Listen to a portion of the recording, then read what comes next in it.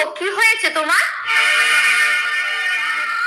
শোনো, আমার ছেলে না তোমাকে বলবে না, আমাকে বলবে। কি হয়েছে কি রে বাবু তোর? একদিকে আমার মা, যে আমাকে জন্ম দিয়েছে, মানুষ করেছে, লেখাপড়া শিখিয়েছে, আর একদিকে আমার বউ, আমার সুখে দুঃখে সারা জীবনের সঙ্গিনী। আর একদিকে আমি দিন রাত কষ্ট করে টাকা রোজগার করার চেষ্টা করছি। কি জন্য জানো তোমরা?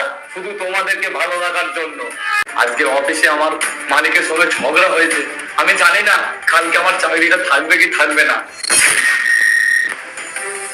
কিন্তু তাতে তোমাদের কি যায় আসে বলো না? আর তোমরা এক কান দিয়ে ঢুকাবে আর এক কান দিয়ে বের করে দেবে। তার থেকে বরঞ্চ তোমরা যেভাবে ঝগড়াঝাটি করছো সেইভাবেই চালিয়ে যাও।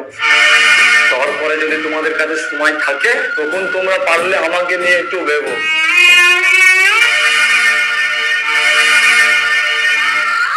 হ্যাঁ বন্ধুরা, বিয়ের পর একটা পুরুষ মানুষ মা আর বউয়ের মাঝখানে ডোলে পিষে শেষ হয়ে যায়। পুরুষ মানুষের দুঃখ কেউই বোঝে না। তাই বলি, বাড়িতে ঝগড়া করবেন না, মিলেমিশে থাকুন। ভালো থাকবেন, সুস্থ থাকবেন।